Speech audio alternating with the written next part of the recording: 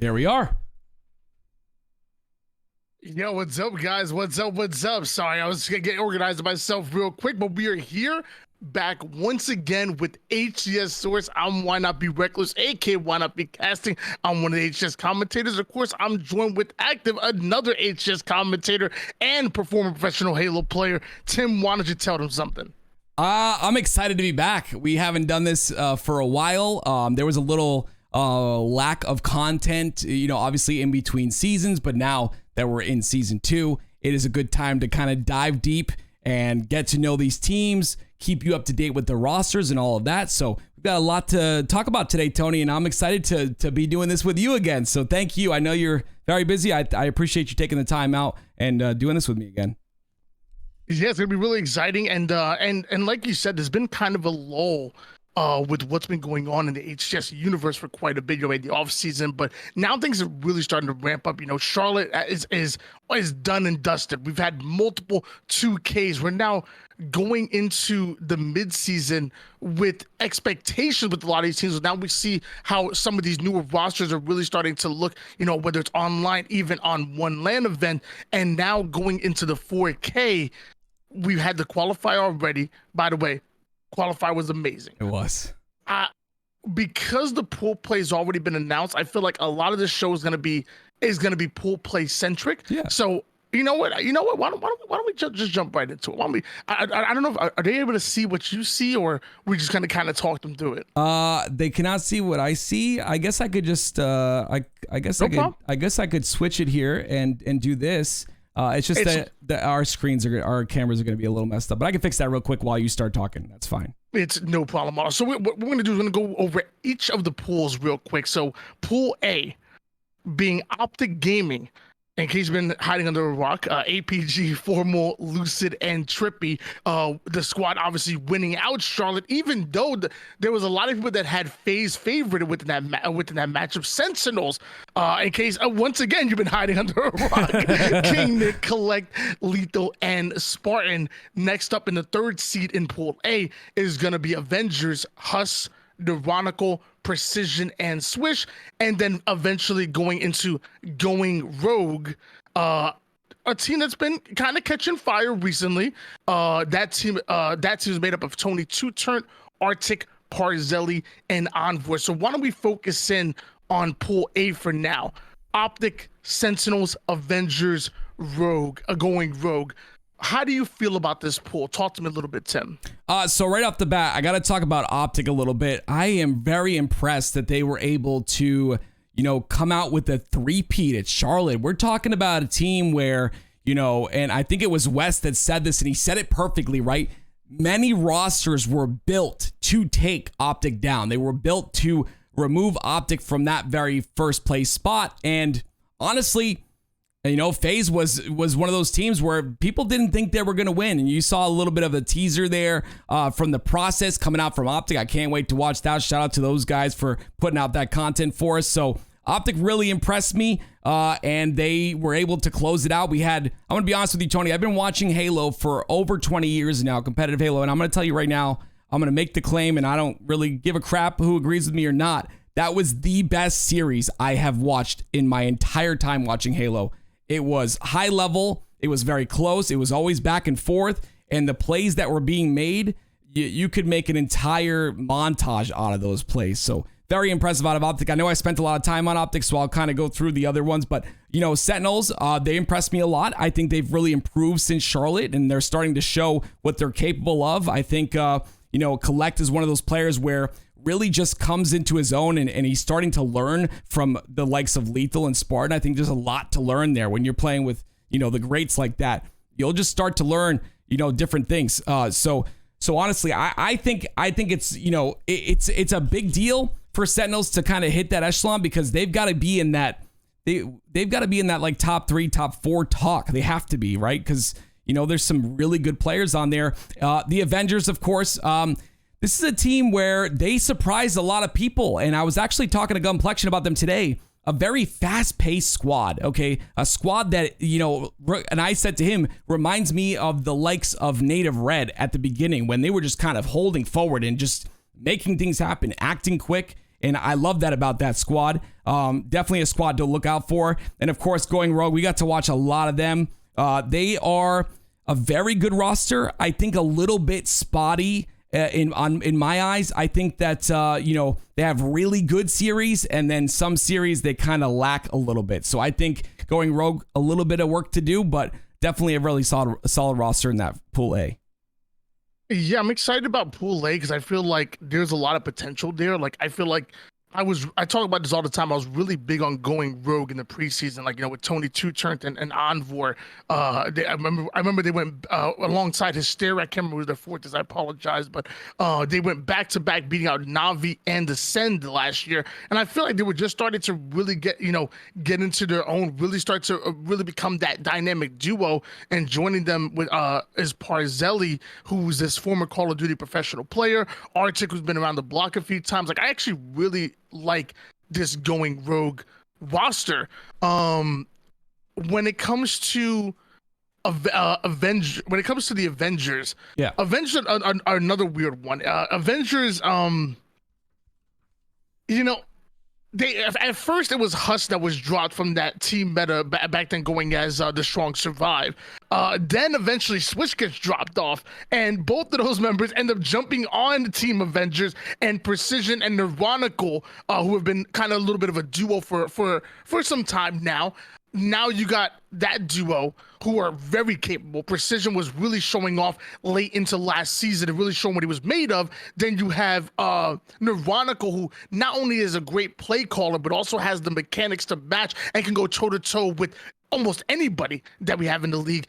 The Avengers are really growing on me. We saw them not too long ago upset they beat I think they went on like a crazy run. They beat out Complexity, Sentinels, G1, and then FaZe in the same tournament. Crazy. It was absolutely crazy. So Avengers really have a lot of question marks around them. And then the same thing with Sentinels. Like, Sentinels went on this dynasty-like run during the JJ events where they went undefeated, literally didn't drop a single map leading into the grand finals, and then 3-0'd in the grand final as well. So the one thing I like about Pool A is that, like, I feel like, yes, Optic are the favorites to sweep this out. Yes, there's a chance that Optic don't even drop a single game. Honestly, let's be real. They're freaking Optic Gaming. Right. However, I feel like there's a lot of questions here, and there's a lot of potential when it comes to Pool A, and that's what makes me most excited about them. But they're not the only pool. So why don't we talk a little bit about Pool B? Love that. Space Station Gaming, Bound, Eco, Penguin, and Stellar. You have joining them is Shopify Rebellion. Really exciting team. You have Carmea, Mental, Rain, and Rhino. That's your number 1, number 2 seed. Space Station Gaming, known as this powerhouse squad, known as more of a LAN team, because online they tend to struggle a little bit more. If they're like 5 stars on LAN, I feel like they're like 4 stars online, really, when it comes to Space Station Gaming. Shopify Rebellion, another team that maybe doesn't struggle as much online, but I feel like they'd rather be on LAN as well. Then you have the likes of Proton Gaming or Need and Org, who have found success on LAN, but seemingly have found a little bit more success online, especially when you look at Proton's newly acquired Monster. I call him that online team whisperer, man. You fill them onto a roster, you fill them onto any roster, they're gonna look good. They're gonna look great. They're going to compete and maybe even get their best placing with that roster. But alongside Breaking Shot, Common, and Posey, making a Proton Gaming, I talk about this all the time. I feel like it's easier to perform when you're most comfortable. Right. And it's really hard to get comfortable being uncomfortable. Like, going onto a different setup, your settings feel different, everything's feel different. So I don't usually rip somebody for being better on online than on LAN, especially because he still has time. And especially on this Proton Gaming roster, maybe has found the right fit for him, and maybe going into the next LAN event, he'll find that success that he's always been looking for. And then to wrap it up, so I can pass over to your thoughts. Need an Org. You have Cherish, former Apex player, Piggy, who's a dynamic, exciting player. Straight sick, a veteran in the scene. Just been around the block a few times. Formerly of G2 all of last season. Now has found a home with King J and the rest. And then of course King J, who somehow has become more popular for being best friends with Snakebite than being an amazing player that he is. Also coming over from Call of Duty. And King J, another exciting player that simply wins his ones. How do you feel about Pool B? All right, so we'll start with Space Station Gaming, and this is gonna be, I'm gonna be hard on them. Okay, I think this roster is phenomenal. Obviously, not very happy with their placement at Charlotte, but when you have a team like FaZe who comes in, it's gonna be a little bit more difficult to continue on that, top two kind of standing that they've had all season one. I think they're also under practiced, or they were at least going into season 2, and that of course is going to set them back. Does that mean that they're going to, continue to fall? No, absolutely not. I think Space Station is a great roster. I think I almost want to say, and I could be completely off by this, but you know what? I'm gonna go ahead and say it because sometimes you gotta put those things out there. I think they almost play lazy, and by that I mean like they don't really go 110% until it's 100% necessary. When their back's against the wall and they feel like, okay, well, our tournament life's about to be over, so let's just do stuff now. And then all of a sudden we're seeing like the best we've ever seen in SSG, and that's just kind of how the story's been. Even in when I casted Orlando, we casted them, and on Friday they were a little bit weak, on Saturday a little bit better, and then on Sunday all of a sudden they come out and start swinging, and we go to a reset because of them in the grand finals. In Orlando. So it's just one of those things. I want to see them go harder. As for Shopify Rebellion, I don't think we've seen the last of them. I think with Ryan Noob on that squad, you kind of get this like you don't know what's going to happen type deal. I think he's one of the most intelligent players in the game. I think he understands the game at a very high level. I truly believe that. And what that means is the meta is going to be shifted with that team. There's a lot of VOD review. Some teams, some players don't like watching VOD review, and I think that Ryan Noob is not one of those players. I think that he studies the game, and when someone studies the game like that, you got to be a little bit worried about what they can do. As for Proton Gaming, I want to just touch on what you said about Monster. 100% agree. I think that Monster needs that. He needs that LAN play to continue to get better on LAN. I think it's just one of those things. You either go there and you're used to it and you're fine, or you go there and the nerves hit, and then the more you go, the less the nerves are going to hit you, and the better you're going to be able to perform under pressure like that. And I think he's there. I think he's improved gradually over time, and I think he will be fine. And then Need an Org, I'm just really excited that King J got on a roster, and and I'm really excited for Straight Sick as well, continuing on. I think he's like, a legend in the scene, and I'm glad to see them, kind of come together, and they played really well in the last event. So really excited for them as well. Well, they do need an org. Are you going to bring them under Active Entertainment? Or boy. Yeah. All right, chat. We need a goal. We need to set up a goal of $20,000 or something. I don't know. Yeah, I hope they find an org. They deserve one, Tony. So hopefully they do get one. Yeah, I'm excited for Need an Org as well. I feel like my only issue with Need an Org right now is that I feel like I love their performance going into the 4K qualifier, but now we're talking about the best of the best. It's the best 16 teams in North America, and a lot of them in the world, really. I feel like Need an Org going to struggle not only in this pool, but I feel like in the tournament as a whole. I would love to see them going up against like a Going Rogue, a Mags Up, or a Team Mickey, but that's just not going to happen with the way things are going to work out. So we'll see what happens. Maybe they prove me wrong.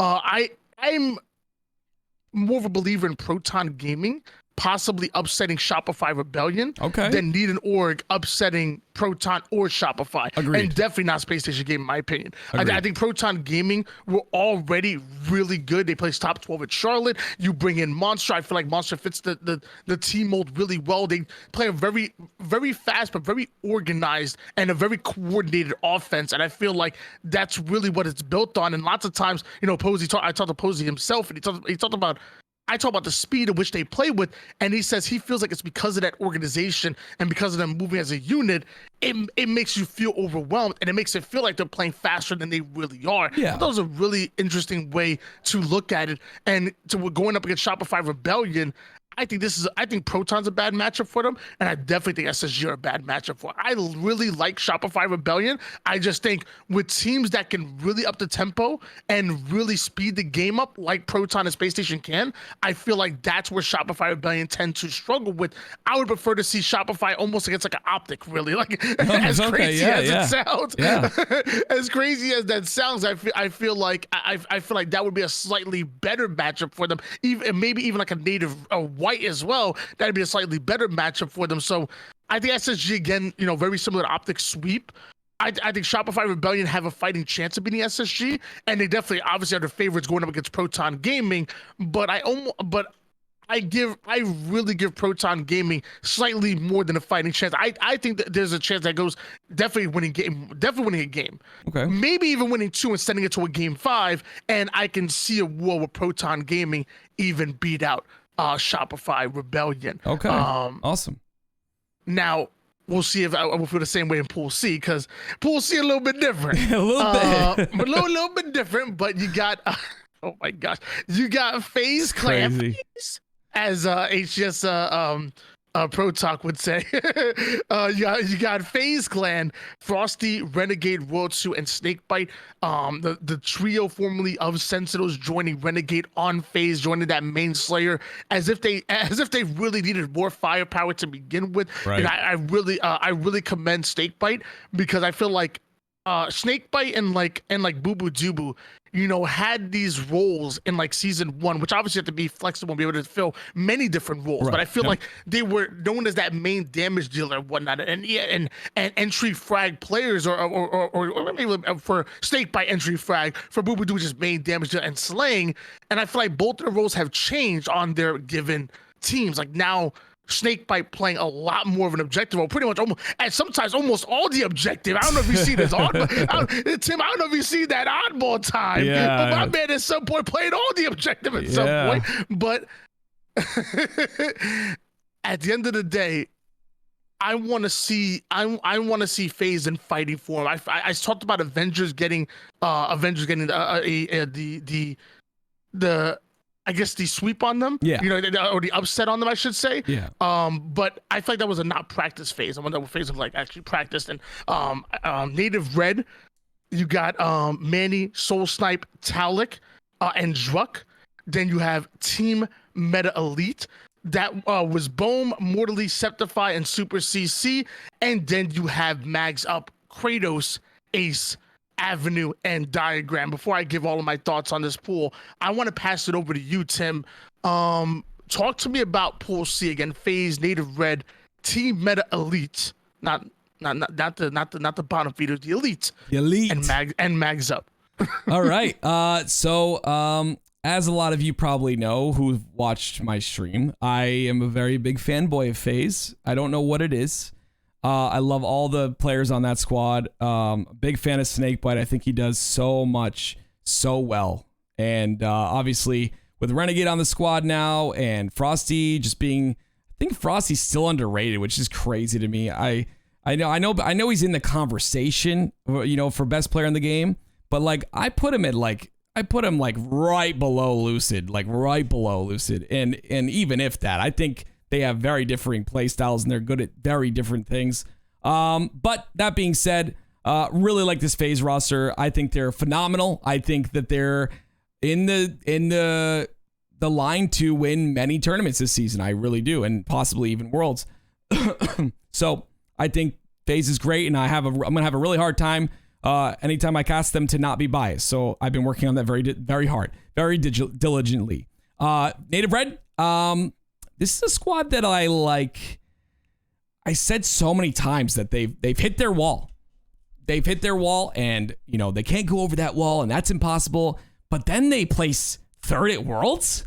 Like it blew my mind. I was sitting there like, there's no way we're on the biggest stage possible, and they're breaking through the ceiling that I set for them, or that a lot of people set for them, I would say. But they also won one of the 2Ks featuring SSGG1 and Native White. Didn't feature that's crazy. FaZe or Optic, but they did win over SSGG1 Native White. Sorry, go on. Sorry. No, I mean, thank you for interjecting there. That's very important information. So like this squad is just not they're not getting worse. And you know, now what it comes down to, Tony, is they're starting to understand that they can have that massive fast-paced gameplay, but then they know how to turn it down. And that's what throws off teams. Imagine if a team is just like holding 40 you for like 3 spawns, and then all of a sudden they're not there anymore. They wait like another 30 seconds or something, and then they hold 40 at you again. You're not ready for it. It's just like that unorthodox pacing that they still bring, and they're continuously getting better at that. I love it. I absolutely love that by them, and I can't wait to see them succeed. Of course, Meta Elite, big fan of Septify, big fan of Super CC, Mortally, and Bohm. And why I'm a big fan of these guys? To be honest, I haven't really watched much of their gameplay, but I know one thing by looking at those 4 names. I know that those guys are never not playing Halo. That to me is huge. Okay, you know, Septify just went live right now. Oh, there you go. There you go. Don't you dare leave this channel. but that's huge to me. That, you know, playing the game every single day in a state that it's in, you know, we all know it's in a rough state. We don't need to say anything about that. That's just the case, and it's getting better, and I love that. But they're playing matchmaking because they love the game, and they want to get better. They're hungry to get better. I love that.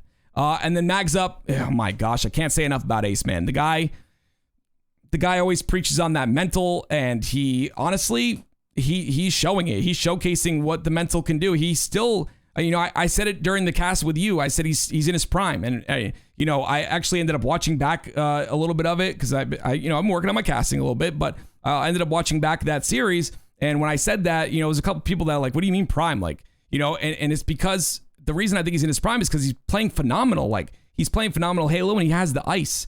When you're in a situation where you have to hit this 4-shot, or you have to, you know, do this damage, or you have the play in your head and you're executing.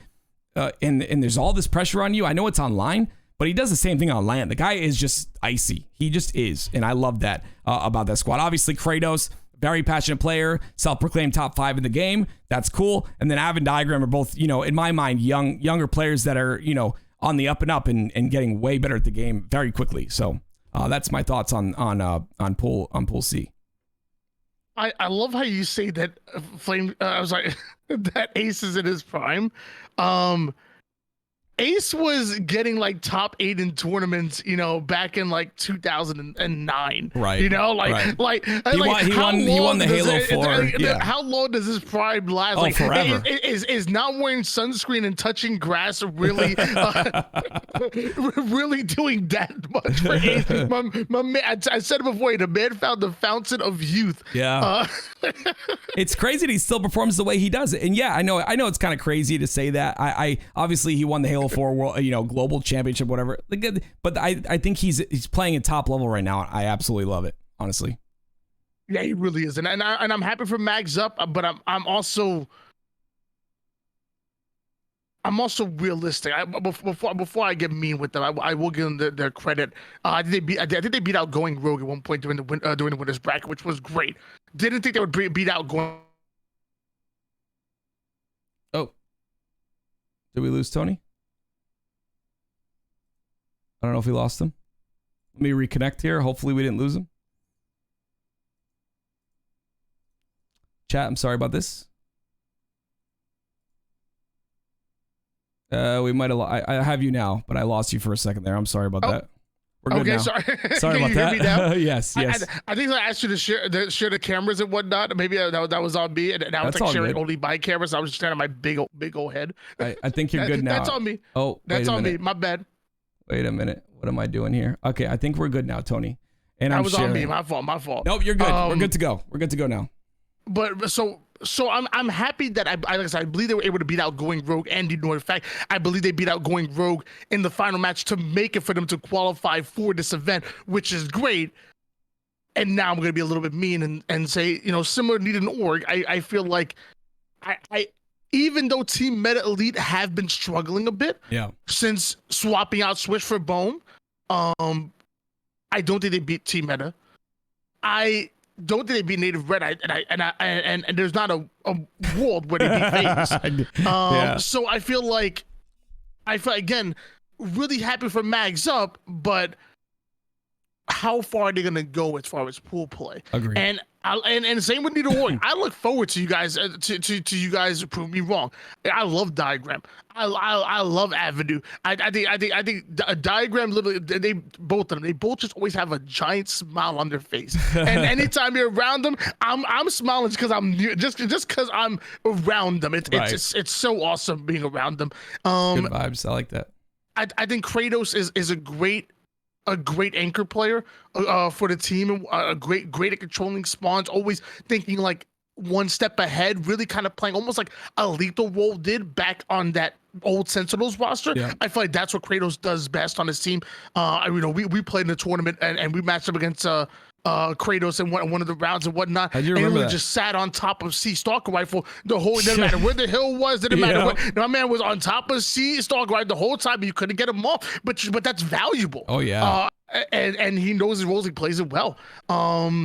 And then of course, like you said, Ace. I think a lot of people questioned Ace's ability, and time again, he shows you that, man, he still got it. He still got it. So I like Mags Up. I don't see them beating out any one of these. I like Team Meta Elite.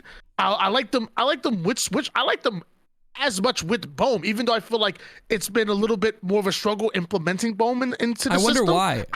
I wonder why. I hate to do piece. Sometimes pieces, new piece is gonna hit. Sometimes it's gonna miss. But the way you give them time, and we'll find out what they really are. Right? I feel like no matter what, whether it's a honeymoon phase and the team starts, going absolutely ham, and then start tanking afterwards, or a team that starts to struggle and then starts hitting their stride and start doing better. I think time allows us to figure out exactly who a true team is. Whether it's left or right of the spectrum. Native Red. God help me, these freaking boys, bro. They're back and forth, right? They're very inconsistent, it seems. I love them so much, but Native Red have the widest range, and a lot of teams have a wide range. Shopify Rebellion have a wide range. Centrals have a wide range. Native Red have the widest range where I can see them beating FaZe or losing the Mags Up. Like the range is like the range is so far out of the realm. It's ridiculous. They underperform against teams that are beneath them, and they overperform against teams that are better than them. It's you can't gauge Native Red, and it pisses me off. It really does. But I love the boys. I always have, and I want them to find success in everything they do. Halo, stocks, right? Relationships. Whatever it is they choose to do, I support them. Okay, I love that. Then and I don't know if I'm as much of a fan of FaZe as you were, because I feel like you kind of made it sound like you were a super fan. I didn't even know you made it sound like you were a super fan. But it's like how could you not be? Frosty, Royal 2, and Snakebite have been great for so long. And whether you love or hate Renegade, I don't care what you tell me, when he's on screen, there's exciting shit happening. It's beautiful. He is beautiful. It's fun to watch. Yeah, I agree with that about Renegade. I want to talk about Renegade. I want to talk about Renegade for a little. I want to talk about FaZe. I'm down. I want to talk about Renegade a little bit. I not to throw you off your plan, but just a couple of words about him. I think actually, Tony, when you were at the event, I was doing a live stream and just kind of watching the whole thing throughout the whole weekend. And to be honest with you, in the grand finals, I was mad at him. It's because I'm a fanboy. But one of the things that I have a gripe with Renegade, and please don't get me wrong, I think he's one of the best players in the game by far, okay? But there's one thing I have a gripe with, and that's that FaZe's communication was phenomenal with Lethal. We're talking the best communication in Halo, period. I would say Optic is a close second on that one, okay? We're talking some beautiful small talk, the way they articulate the things that need to get done, and it's just very good communication. When I watched that tournament and we were in that grand finals, man, I just feel like he's very chaotic. He brings a lot of chaos to the comms, and in the sense that, for instance, right, I believe he had Overshield. on live fire. He was going, just to paint a picture for you, he's going top center. They had this spawn strapped to B. He gets the guy one shot. He's screaming one shot on, a big door B side or whatever. And then he gets another guy one shot. He starts screaming that call out. I understand we're in the grand finals. I get it. But it's like all I was hearing was just constant chaos, one shot call outs. And that's not, when I look at FaZe communication, I'm not thinking about that. There is high energy. There is yelling, of course, but it's more structured in the sense that like, one shot back B, I'm pushing here. I'm going here. Do I have help on B? Like that kind of stuff. Does that make sense? And that's one of the things that I was kind of like, and that's kind of incredible because if his communication is his weakest point, which, I'm not saying it is, this was just like, the grand finals or whatever. It's very intense. If that is one of his weakest points, if he's able to improve that with this squad, which I think he will, oh my word, we have a scary roster on our hands here. And I'm talking like, dynasty roster. I know that's a big call, but like that's the missing part is just the fact that like he's the crazy slayer on the squad. He's the guy that's, very exciting to watch, but also very chaotic as well. And if that chaos is brought down a tad bit, his play style is still chaotic. Fine. That's how he's comfortable. But maybe the voice, the comms are a little bit relaxed a little bit more and a little more small talk in there. Oh my goodness. I mean, if Renegade grows as a player, then we've got, every other team's got a problem in my opinion.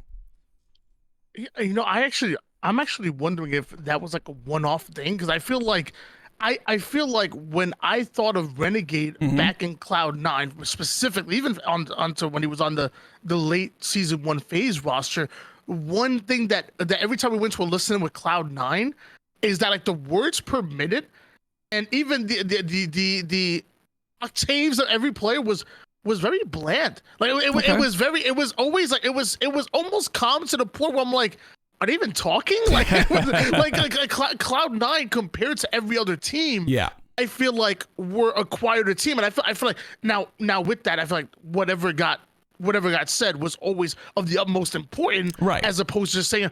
So I wonder if that was the one-off thing. I'm not sure, but I've never seen that before from Renegade. Okay. So I wonder.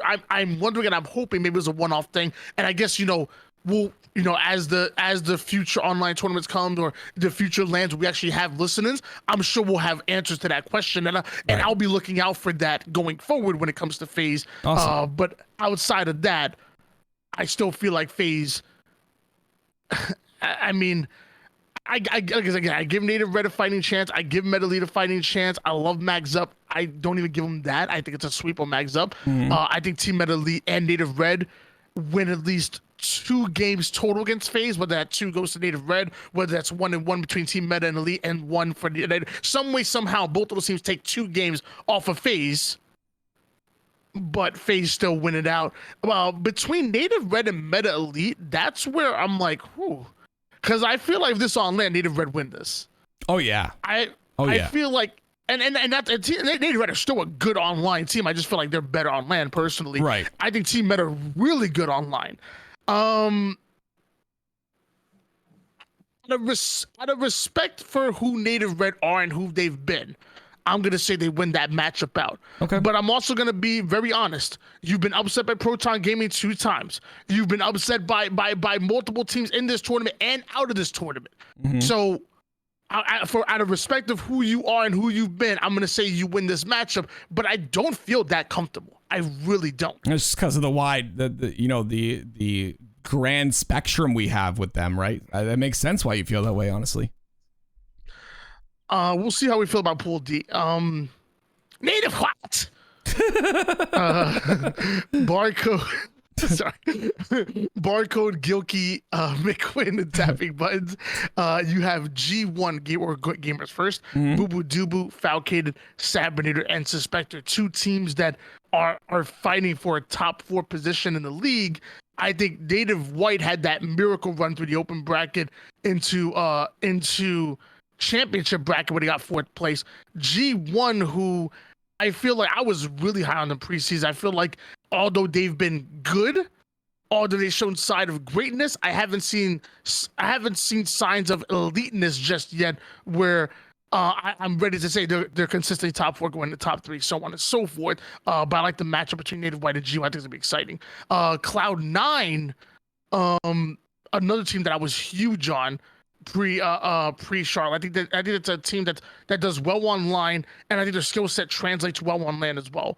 I like Cloud9 a lot.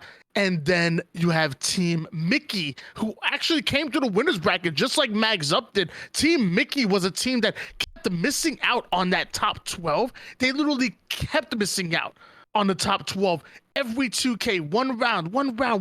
And finally, you have Yaxon, Grand, Tricky, and M305 that are able to make it through right away. Cloud9, Nemesis, Rami, Squale, and Triton. Before I give my thoughts, I'm gonna pass it again to you, Tim. Do you like Pool D? Do you hate Pool D? Are you a fan? Are you not a fan? Tim, please talk to me, Tim. Tim, I need you to talk to me. I will always talk to you. I got you, brother. Okay, don't ever do that again. What do you mean? We shared a hotel together. Okay, we are closer. In my ears. Listen, what is this, bro? We shared a hotel. We are closer than 2 separate beds.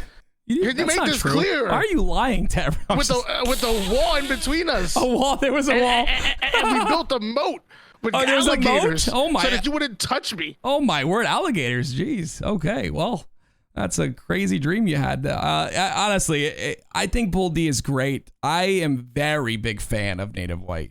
I love that we've got Barcode from the ANZ. We've got Tapping Buttons, who came to the US at one point to be on Evil Geniuses in Halo 5, and now he's back in the US again. This is obviously a player that's extremely talented, and I absolutely love that they're spotting that talent and they're bringing him over, as well as Barcode, who is already over here. Obviously, Mikwin, I am very excited to watch this player play. Okay, we're talking about a guy who's had a lot of time with Halo. Obviously 3 years, for 3 or 4 years, I believe, before the game released, he was gaming on Halo Infinite.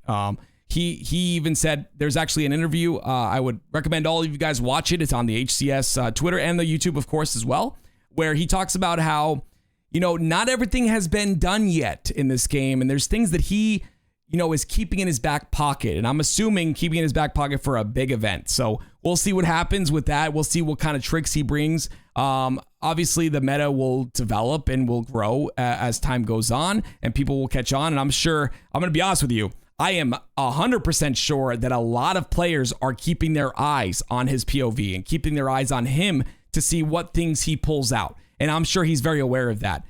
There could be game-breaking things that he knows that, could completely shift the meta and, completely throw off a team in a huge series to, bring them past in pools or whatever on LAN or whatever, So, and then Gilkey, I love this guy. I think he's one of those, another one of those grinders, right? He is always in matchmaking. He's always solo queuing.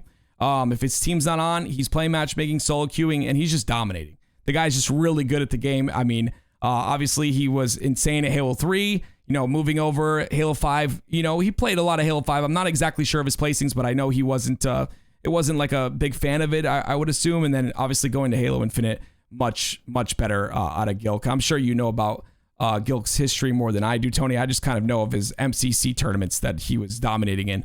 But, Native White, obviously, very, very good roster. Moving over to G1, this roster has a lot of potential, but we're not seeing anywhere near what they're capable of. And it makes me sad because I think that this roster was put together intentionally. I think that all of these players really fit well together. I still think Suspector is one of the most underrated players in the game. I think that Falcated was around during the beta, and I remember him getting the most kills in that beta, like just grinding like crazy. Also, obviously a very, very good player, previously on FaZe. And then Boobadooboo, can't be said. He's a veteran. Not nothing new. You know exactly who he is. And then I love Sab as well, another grinder in matchmaking as well. I see him all the time. So love that G1 roster. I just want to see more. Okay, I want to see. I don't know what they're lacking. I don't know if it's VOD review time or scrim practice or any of that, but I just feel like there's something missing there. They've just got to. I'm sure it's like a one or two, little changes that will completely shift everything for them. But I'm hoping they get their act together with these open tournaments, and obviously they're in the 4K, so get their act together in terms of that. Now, this Cloud9 roster is really cool. It's really good to see Cloud9 still in Halo. I love that. Absolutely think that's a really good thing. It's good to see Rami kind of having a squad. He's jumped around. Season 1, he jumped around like, I think it was like 5 different squads or something or whatever. Before he ended up on, I think it was Fnatic at the very end. I don't remember exactly, but yeah, somebody was on Fnatic too. Yeah. Yeah. So I think that maybe he found his roster now. Maybe he can stick with these guys, and I don't. When it comes to Cloud9, I don't look at this pool and say, they're going to be G1 or they're going to be Native White. I don't think that's the case. I don't believe that. I do think maybe obviously they're going to. I think against Mickey they have a really good shot. We'll have to see. Mickey is one of. I got to turn over to Mickey. This is one of these squads that I know nothing about. Okay, I don't know any of these players. I've never heard of them. And they're. You even said it yourself. They were very close to hitting top 12 multiple times in a row, and now they've made it into the 4K. That's insane. Like that just goes to show. That's what we used to talk about back in the day, in the MLG days, where you can go pro. You know what I mean? Like you always have those guys like Sundance say like, hey, you can do this if you want to be like these guys, blah, blah, blah, come to the MLG events, trying to get people to come to the events and stuff. This is one of those stories. Like these guys, for me at least, maybe a little bit more about their history, but these guys for me came out of nowhere, put the work in, grinded. They found a team that works. They found a team that, they all gel well together, and here they are. Will they beat Cloud9, G1, or Native White? I don't know about that. I don't think so. I think it'll be really tough. Maybe Cloud9, maybe, but I haven't seen them enough to really know, as well as I haven't seen enough of Cloud9 recently to know as well. So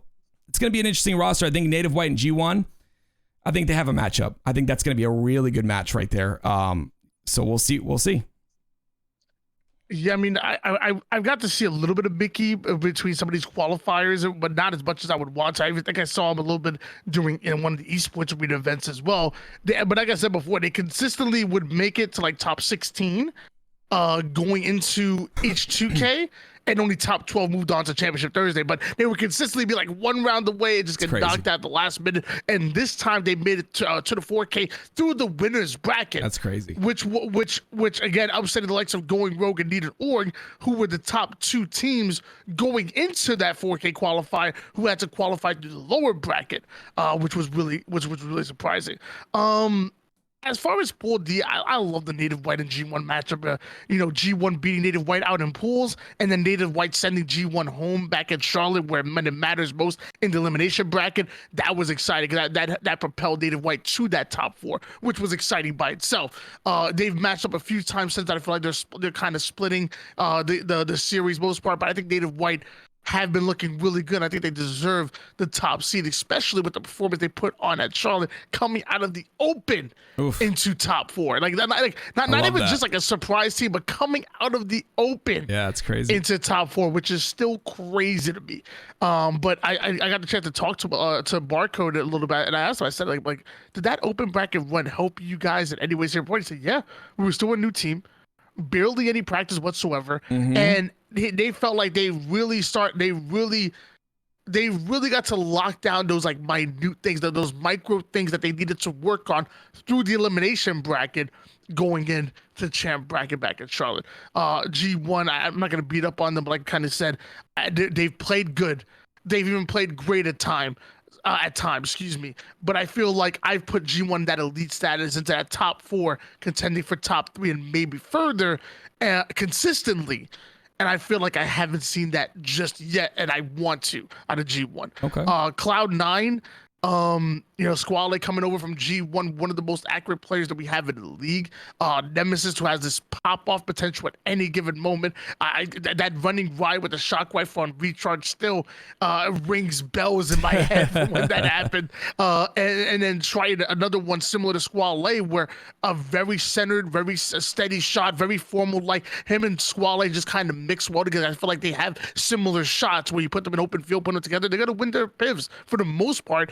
And then Rami, who has always been good, who's always been that dirty work player, who's always been a winning player. I always made the line, you know, you want to win, you put Rami in. I love that. But I feel like he's been even more than that. Like, and these Slayers popping off 17, 18, 19 kills. I think at one point he had like a 20 kill Slayer during an elimination run in a Slayer game 2, a very important game 2, and he ended up dropping like 20 or 21 kills. It was crazy. Like Rami not only being you know, that winning glue-like player, but really also stepping up in the Slays department. And when that's happened, I think Cloud9 are really good. Like out of the third seeded teams in each pool, you know, I like Avengers. I'm not in love with them just yet. Like I feel like them and Proton are gonna be going at it. I really like Team Meta Elite, but I feel like I want to see more out of them more recently. Okay. And then Cloud9, you would think Cloud9 are probably in fourth place out of those third seeded squads, but I also feel like Cloud9 can beat any one of them. Yeah, right? I agree. So yeah. Out of the third seeded squads on Pool A, Pool B, Pool D, and Pool C, I'm really want to see them match up against each other at least one time during this tournament. And I know it's possible, you know, to make it to championship bracket. If you guys don't know, you only have to be top 3.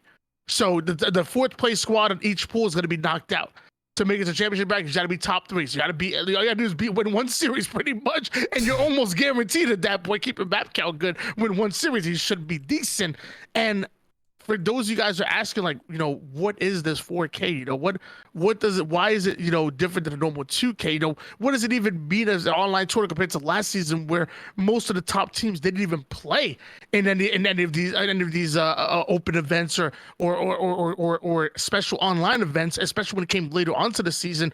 And I got the chance to sit down with Tashi, and he talked about this season's points being so much more important than last season. So you're not gonna see the likes of the Optics and the SSGs and the Phases and the G1s not play in every single one of these online tournaments and it not matter in the long run. Now, we obviously want online to be more important than LAN, and I don't think it is. Yeah. And luckily that's not the case.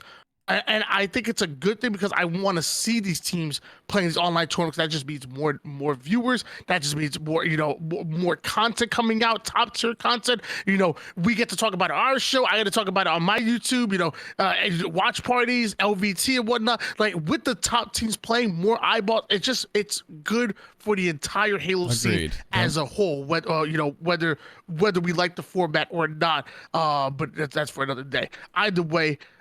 That's the 4K. Did you have any final words on the 4K? I know we have about maybe 10 to 15 minutes. Do you have any final words about the 4K at all? Not too much. I just want to kind of go off of what you said. I 100% agree with you. I think that, you know, it's really good for the scene to be able to see these top teams and be able to talk about them. And I think that's huge. I'm glad that they're making the points worth now. I love that. I think we need these. We need more and more eyes on the game more often. And that's how the game will grow, is if we continue to get eyes and we continue to, you know, make it so that, you know, these squads are on the forefront. You know, Optic Gaming, you know, we get a lot of views come for Optic, a lot of views come for FaZe. You know, we gotta get to that point where we continuously show them, and then the game grows little by little. People fall in love. I mean, we're talking about players that, like Cherish, for instance. You know, he was an Apex pro. You know, if we're talking about Apex and Halo, Tony, I mean, I would say Apex is in a much better spot right now than Halo is, right? And Cherish stayed on Halo because he loves the game. He came here, he fell in love with it, and didn't leave. And I absolutely love that. We need more of that. We need more people to touch this game, to see what it's about, and learn it at a high level so they can fall in love as well. Yeah, and hopefully we just get more content, we get more tournaments like this. I can't wait for the Quadrant event, which is coming up, late next month. The FaZe event, and then of course DreamHack is coming up right around the corner. That's going to be a LAN, and that's going to be exciting as well, guys. Hey, top tier Halo content is coming. You just gotta be ready for it. That's right. The 4K qualifier wasn't the only tournament this weekend. In fact, we're kind of jam-packed with tournaments as far as last week. One of the more recent ones, which just ended, I think yesterday, was the G1 $10,000 Throwback Showdown. It was highlighted by a map called Overdrive, which was inspired by Midship of the previous maps. Now, It wasn't an exact replica, but it was inspired by the map. I heard nothing but great things about the map from the competitors that actually played on it. I'll read off the. I'm getting the image on the player. I got the image on screen for you in a second here. Oh, and I got it already. Okay. Yep. Yeah, I want to read off the players and their points that they got in the grand finals. Collect in first place. I probably should have started at the bottom. Oh well. Collect in first place with 56 points. Goober, who I believe, so somebody told me is formerly known as Porky. Okay. Oh no. My Discord crashed again. I don't know what's going on with my stuff today, guys. I'm sorry. Hold on. I don't know what's going on with my setup today, but let me get back in this again. Sorry, Tony. I my Discord crashed, but you're good to go. You can continue. Oh, the last thing we heard was Goober, about the Goober squad. Sorry. So that would be Suspector in third place with 52 points. Stellar in fourth place with 48 points. Drift, fifth place, 46 points. And then Big Ol' Bop, sixth place, 41 points. Renegade and Drug Time for seventh and eighth at 40 points made up your top 8 for the G1 Throwdown Showdown FFA. What was funny about this to me was that, like, I remember not too long ago, you know, you had said that Colette kind of reminds you of a free-for-all player. Yeah. And Colette was in the chat, like, I ain't no free-for-all player. Yeah, right. And then goes and wins the G1 Throwback Showdown, $10,000 event. There you go. But he ain't a free-for-all player. I remember that too. That's so funny. Oh, that was just funny. That was just funny to me. I'll be honest. I didn't get the chance to actually watch any of the matchup. Like, I was streaming during the time we did the qualifiers. Then I was casting during the time they were finishing it, and then they did it on Monday to finish off the tournament. It was just my schedule and this tournament didn't align, and I was so mad that I didn't get to watch at least the grand final. Like, at the minimum, the grand finals. Yeah, I ended up entering in like the practice one, and I was gonna enter this one, but I did a streamathon before, and I was up till 5 a.m. or something because of the streamathon, and the tournament was at 1. I actually slept through my alarm. My lady took all the kids out and was letting me rest, and I slept through my alarm. I was supposed to participate in this. Not that I would have been on this list anyway, but I did get a chance to play the map, and that's kind of what I want to talk about is the map. It was a rendition of Midship with the Mombasa theme, and I absolutely loved it. I thought it was great. I thought it was so well done. We need to see a truth or something come into this game. I'm a huge fan of Midship, very biased on that map. I think it's amazing. I would love to see a Midship map kind of make it to HCS. I think that'd be awesome. I think it would be as well. I'm right there with you. And then we're gonna highlight real quick. We have the JJ/LVT event that happened. That was a 2K tournament as well. Yep. And that was we kind of talked about it a little bit earlier, where Sentinels not only won the tournament but won the tour without dropping a. Tim, they didn't drop a single game. It's crazy. Like how insane is that? Where you win a tournament without dropping a single game. That was Sentinels. It was Proton Gaming that ended up getting second place, and that was where Proton Gaming upset the likes of Gamers First to make it into the grand finals to begin with. And it was Gamers First ended up in third place, and Complexity finished us out with fourth place. Native Red, by the way. They struggled a bit against, I want to say it was Complexity. It was Complexity that beat them out 3-2. And then at one point, I think Complexity like 3-0'd them. I was like, no, Complexity 3-0'd Gamers First. That's what I say. Complexity 3-0'd Gamers First in the winners bracket. Then Gamers First 3-2'd them, I believe, in the and then the loser bracket semifinals. Right. And then that's what happened. So it was 2 different times they matched up against each other. So Gamers First, again, the Complexity really stepping in. We didn't see Complexity during the 4K qualifier. I was surprised. I would love to see them try to qualify for the 4K event into pool play, but we're not going to see them. Interesting. Either way, though, it was Sentinels really that were the team of the tournament, really. Yeah, Sentinels really surprised me. I mean, like I said, we watched them at, I believe it was Charlotte, right? And I wasn't impressed. And I was a little sad because right after FaZe ended up beating them out, Snakebite posted on Twitter just a sad crying emoji. And like, you could just feel it, man. We're talking about 12 years being with that squad, who was previously Sentinels and now, being on this squad. And now with the way they're playing, we haven't seen enough out of them, but I just see the growth and I see the potential, in this squad. With the way they're playing, we might see one of those rival matchups, FaZe versus Sentinels at some point, and that would be great to watch if Sentinels is like a lot better than they were at Charlotte. It'll be fun to watch that series. Yeah, I mean, and I'm excited to see Sentinels. Excuse me, sorry, really come into their own. I feel like Sentinels did well over at Charlotte, but I feel like they left a little bit on the table. I feel like to come in on the feet like that. Yeah. I'm excited to see what happens to them during the 4K, because I'm like, okay, was that a fluke? Right. Or is this who you are now? You know what I mean? Like are you this new Sentinels roster that we just didn't know of? Yep. I'm excited to find out. And real quick, we're gonna wrap up real quick here with the Lady Spartan Saturday series. Who runs the world?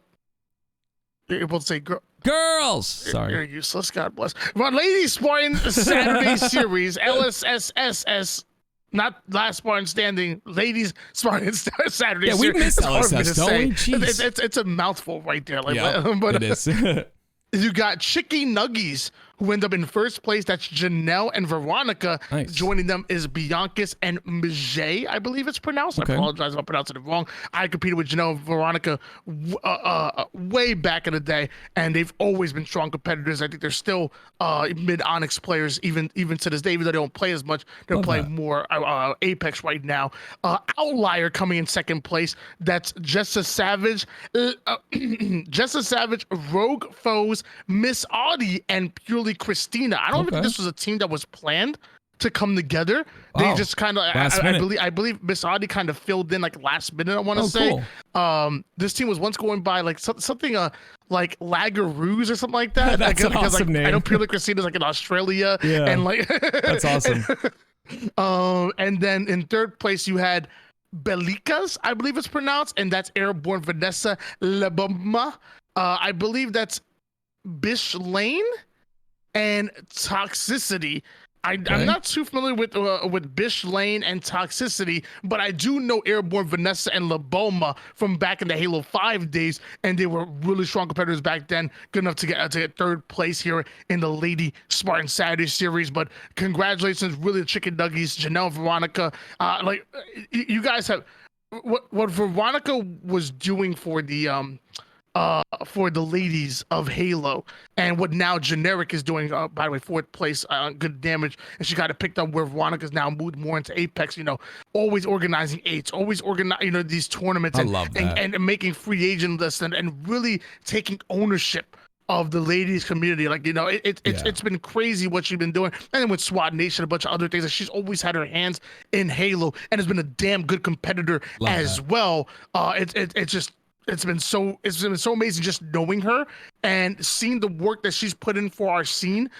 Is definitely one of the untold stories, definitely one of the undercover heroes of Halo, especially when it comes to organizing the ladies. So I want to give a shout out to Veronica and all the Chicken Nuggies for winning the Lady Spartan Saturday series. And then I'm just gonna go real quick with Scrims real quick. Okay, let's do it. And because we're kind of here, we're kind of running past an hour. No problem, this is going right now. Let me refresh, make sure I got the most up-to-date information. So this is going literally right now. Phase 11-1 complexity. Wow. Actually, I'm sorry. It looks like it's actually still going on. There's a 3-2 as well, because it started with the new day past midnight over on the West Coast. So it's actually 14-3 right now if you add up both of the scrim lines. Okay. Sentinels 8-5 over Native Gaming, still going on right now. Native White 9-5 over Shopify Rebellion, and Optic 8-4 over G1. Interesting. I'm sorry. And one more. I was going to say, sorry. Two more. Excuse me. Quadrant split the difference. 10 games, 5-5 with Navi, and then Cloud9 7-5 over Proton. I don't know if you want to talk about any of those scrims, any of those kind of jump out to you. Yeah, I'm looking at them right now. I'm kind of Well, look at them. I'm looking at them and I'm kind of impressed by G1 versus Optic here, the 8-4. Optic kind of known for, especially before Charlotte, just like literally, even the trailer said it for the process, winning like basically 6 months in a row, just winning, and no one could take them down. We're getting closer here. Okay, 4-8 is nothing to squawk at. I love that. FaZe, of course, showing extreme, just amazing gameplay because they're the best. I'm kidding. I gotta stop doing that. I can't be biased. I mean, if you were gonna pick a favorite team, I mean, you picked a damn good I know, one. But it's still not good because then I can't do that. I can't. I think they're really good, but that's online play, and I think they're kind of weaker online and not much better on land. So that's really cool. It's Complexity, who's I'm surprised Complexity did not enter the 4K. That's kind of interesting to me, or did not choose not to play in it. But I'm sure there's some reasons behind that. But yeah, I love it. I love all the scrims are pretty good. Shopify Rebellion versus Native White, that's a 9-5. I didn't expect that. I would expect that to be a little bit closer. But again, scrims are kind of like that, okay, cool. Let's see, what you do in an online tournament. Okay, cool. Let's see what you do at LAN. Like, that's kind of how it is for me. You know what I mean?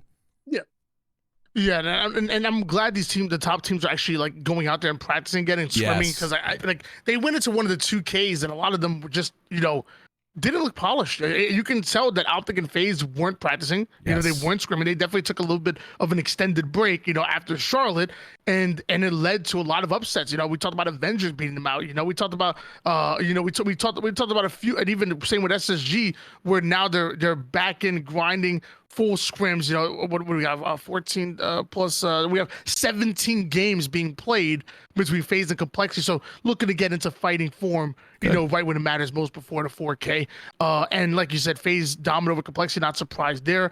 Back at Worlds, it was Native Red that did the best against Optic by winning 3 games on them in scrims before going into Worlds. So the fact that G1 got 4, let's go. I'm sure it's not what they wanted, but it's like, hey, look, we're talking about Optic Gaming, who were the most dominant online team in scrims, who were literally 10-2ing, 11-2ing, 13-2ing everybody in the league. Crazy. I'm not really surprised by Native White over Shopify Rebellion. Like you said, I would have liked to see Rebellion win more games, but I think Native White are just really good, and I was high on them in the preseason. They wavered a bit during some of the online play, but then obviously they caught fire, like we talked about. And the Sentinels 8-5 over Native Red, I feel like if someone would have told me that was 8-5 in favor of Native Red, I'd believe it. I feel like if you reverse that score line, I honestly would believe it. You're like, oh yeah, the Native Red are 8-5 in Sentinels. I'm like, oh yeah, I believe that. So I also believe it the other way around, because Sentinels have been looking damn good, over the last weekend. So again, I have questions for Sentinels, and it looks like they're beginning to answer them right as it matters most. We are on Tuesday. By the way, every Tuesday, get right back here, HGS Source at 10 p.m. Eastern. Make sure your butts are here every Tuesday. Yes, sir. And we have the event that starts on April 1st and 2nd. That's going to be the 4K. Guys, that's a wrap. Wow. That's the show right there. We went over an hour. Yeah. I blame Tim. Everything is Tim's fault. We went over an hour, but I think it was a lot of information that we were able to go to. Love that we're coming back here and doing this again. Like I miss doing podcasts. At one point, I was doing 2 a week at one point. Yeah. So I miss doing them. We're gonna come back and do it every single week, every single Tuesday. We are back, and it feels good. Tim, do you have any final words? Yeah, just a quick thing. So we're live on Twitch, like Tony just mentioned, every single Tuesday at 10 p.m. Eastern, but they will be uploaded at noon the next day. We have Apple Podcasts, we have Google Podcasts, we have Spotify, we have YouTube, everything. Pretty much everything. It'll all be uploaded to those, so you guys can go there if you want to watch it on the run, or when you're doing, whatever. You can just listen to our beautiful, amazing, incredible voices instead. Well, no matter how it is that you enjoy your podcast, like you said, we are going to be there. So make sure you guys drop a follow down below here in the Twitch, subscribe on the YouTube and whatever the hell they call it over at Apple and Spotify. And make sure you guys come back for the live show next week, 10 p.m. Tuesday. Be there as well. That's Tony. Oh, I'm sorry. That's Tim. I'm Tony, I think, most days. And we're signing out. Have a good one. All right. We're off stream. We're good to go. Cool. I don't know if you wanted to do anything on stream, but I just figured. Nah, we're good. All right. Do you want? Are you down to play Apex? Yeah, sure. All right. My computer's dying. There's an update. All right. Yeah, my computer's dying. Let me join the call on the other PC. Hold on. Okay. There we go. Okay. Yeah, my stream PC needs to get wiped or something because it crashed like 2 times during that thing. Okay. Oh,